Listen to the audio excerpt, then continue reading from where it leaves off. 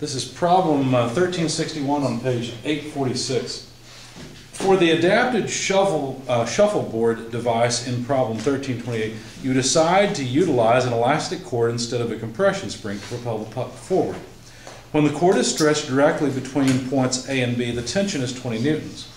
The 425-gram puck is placed in the center and pulled back through a distance of 400 millimeters.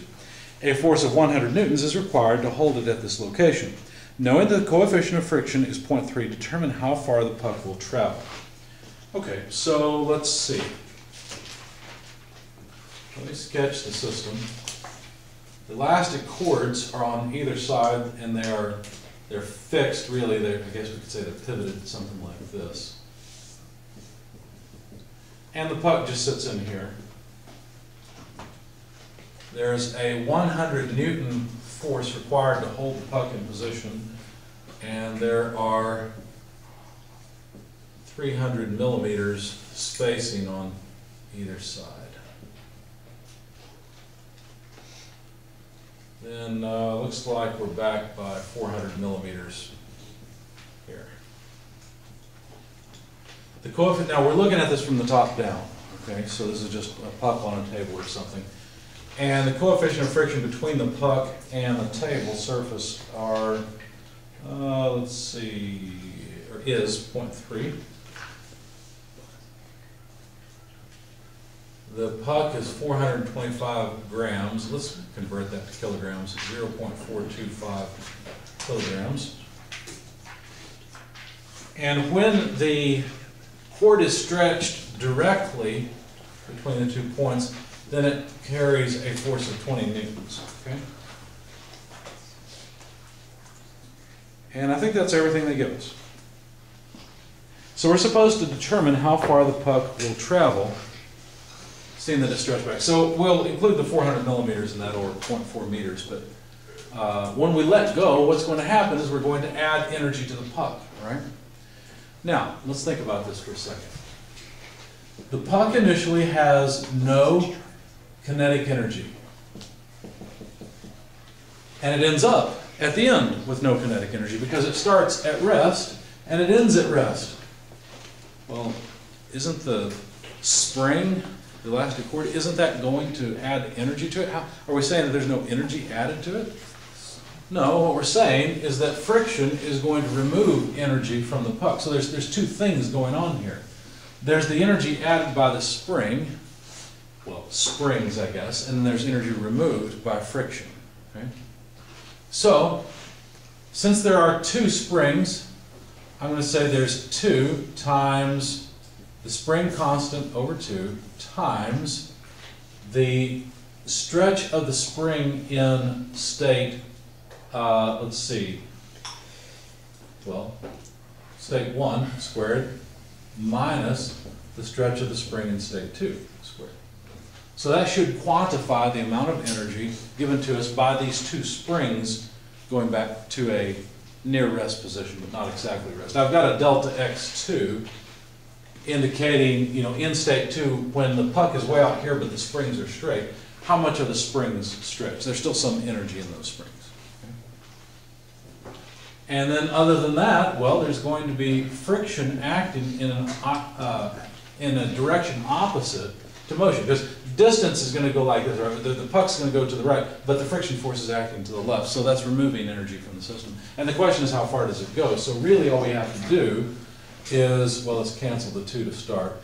K delta x1 squared minus delta x2 squared equals FD. The question is distance, so let's just divide by the friction. How's that?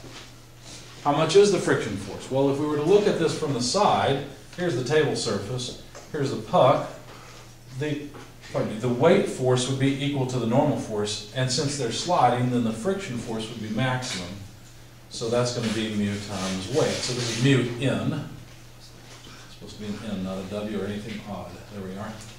But the normal force is just equal to the weight. So let's calculate, well, we've got several things to do. We need to know how far the spring is stretched initially and finally.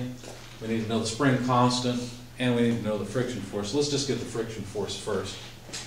So this would be what? Friction coefficient is 0.3 times mg, the mass is 0.425 kilograms. Acceleration of gravity, 9.81 meters per second squared. So this will give us newtons of friction force. So what do we get for the friction force? 1.25. 1.25 newtons. Everybody agree with that? Okay, so that takes care of the friction force. Don't need that anymore. Now let's play around with the geometry. In fact, let's figure out how far the thing is stretched. The difficulty is that all we know is that the spring has a 20 Newton force in this position, and 100 newtons are required to hold it back, or hold the tube back in this position. So the first thing we'll need to do is figure out how much force is in the springs when the 100 Newton force is pulling back on it. Okay? So let's see, to do that, looks like we'll have a, let me expand these a bit to make our lives easier. Looks like we'll have a run of 400 millimeters and a rise of 300 millimeters. See what I'm doing? So basically all I'm going to do is say the sum of the forces, now this is statics at this point, in the horizontal direction, let's put a coordinate system on it, x, y, something like that. Sum of the forces in the horizontal position would be negative 100 newtons plus 2 times whatever the, let's call this the tension, well, I don't want to use T because we use T for kinetic energy. So let me call this just capital F. So this would be the force in the spring in state 2, and right now this is F1. Okay? So 2 times F1, because we got 2 springs, but I only want the component of the force that's acting horizontally.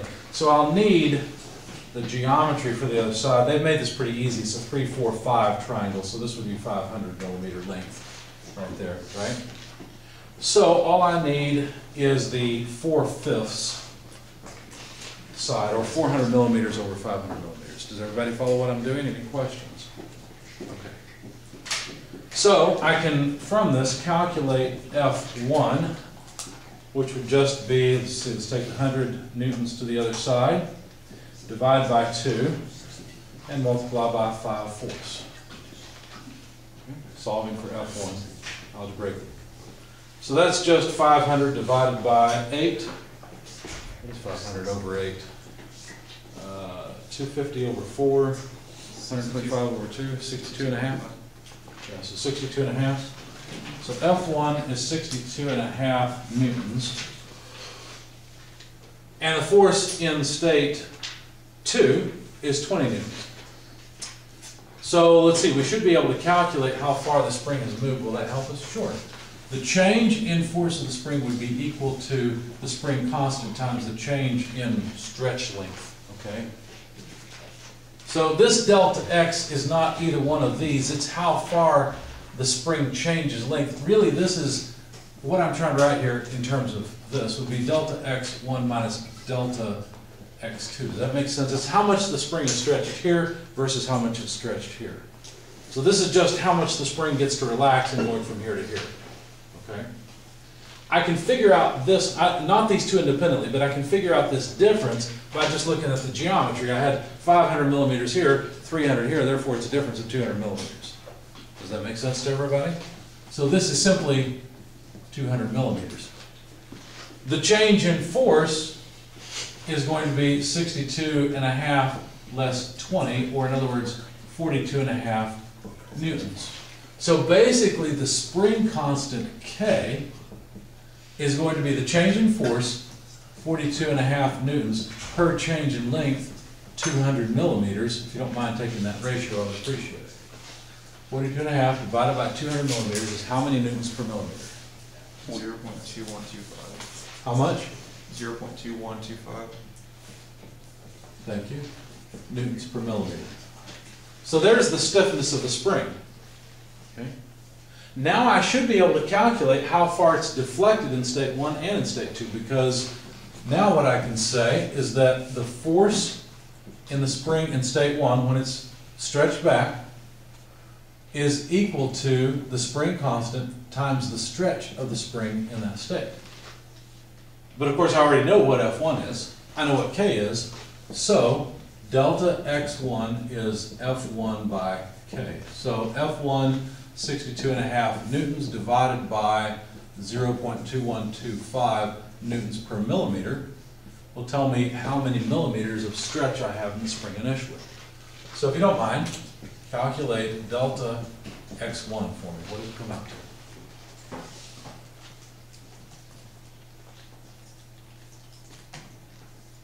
294.12. 294.12 millimeters. So the spring is stretched at that amount in state 1. Similarly, F2 equals K delta X2, so therefore the stretch of the spring in state 2 is F2 over K. So that is 20 newtons divided by 0.2125 newtons per millimeter. And I'll just put delta X2 over here so we don't lose track of it. I'm going to erase this dimension, it's all symmetrical. So, how much is the spring stretched in state 2?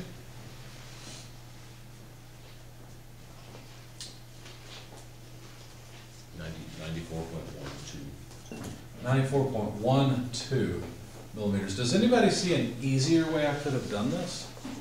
Let's finish it off and then I'll show you the easier way. Anyway, K, the spring constant, is 0.2125 newtons per millimeter. Delta X1 is 294.12 millimeters. We'll have to square that. Let's put square brackets around it. Minus delta X2, 94.12 millimeter squared. Finish our square brackets. Divided by the friction force, 1.25 newtons. And what will we get? We'll get millimeters of motion. Okay. So go ahead and calculate this number, please. So the puck will move from this position, whatever this distance is.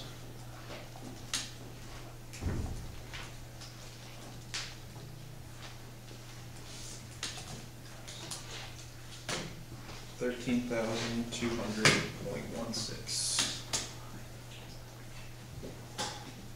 Let's just call it 13,200 millimeters, or in other words, 13.2 meters. That seems pretty far to me. Is that what everybody else got? They'd set us a problem where it wouldn't move as far, but that's fine. Okay. What could I have done instead? Any ideas? I didn't actually have to get the spring constant. Was there another equation for calculating spring work? Look in your book, equation 13.6 prime. How did that equation go? I think I may not have had to get it. Maybe I'm wrong.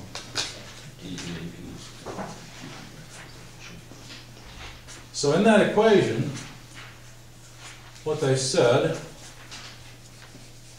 is instead of doing that, take F1 plus F2 divided by 2 times delta X, where this delta X is a different thing. It's just the difference in the spring's two stretched positions. Does that make sense? That is this thing.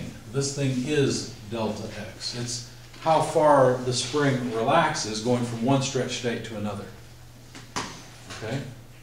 In that case, the 2's would have still canceled, and instead of calculating all the spring constants, I could have simply plugged in, well, let's see, it would have looked like this. F1 plus F2 multiplied by delta X, I guess I need brackets around that, divided by the friction force. Let's see if that works. Let's see if we get the same thing. We should. So F1 and F2, well, F1 is the force in the spring here, which was 62.5 newtons, going from memory. F2, 20 newtons, multiplied by delta X, well, we decided that was 200 millimeters. Right? Newtons cancel. What do we get now? 62.5 plus 20 would be 82.5. 82.5 times 200 over 1.25. Does that come out to 13,200? Yep. Perfect. So that would have been a little bit easier. We could have avoided, let's see,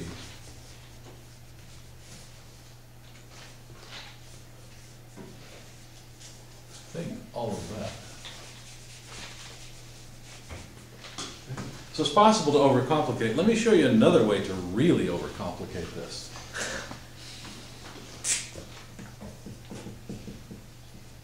Try to use sum of forces equals mass times acceleration. And then what? Well, it turns out you can actually write the force in these springs as a function of position, as the puck moves from here to here. Then you can actually integrate that force over the distance from here to here and calculate the amount of work done by the spring. It works beautifully. Or you can just do this. Which do you prefer? I prefer that. Okay. Turns out you still have to use statics, or well, not statics, but you have to take a component of the spring force, and that's really what you need to integrate, because the vertical component of force doesn't do any work, right? So you can make it very complicated if you want, or you can just use energy. Anytime you can use an energy analysis, you probably should. How do you know when you can use an energy analysis like I've just done? When you have forces acting through distances. If you have acceleration information, you might be pushed to using sum of forces equals mass times acceleration. But if you have a force that acts through a distance, you should immediately think energy. If you have a force that acts over time, you should think momentum, but we'll talk about that a little bit later. Any questions?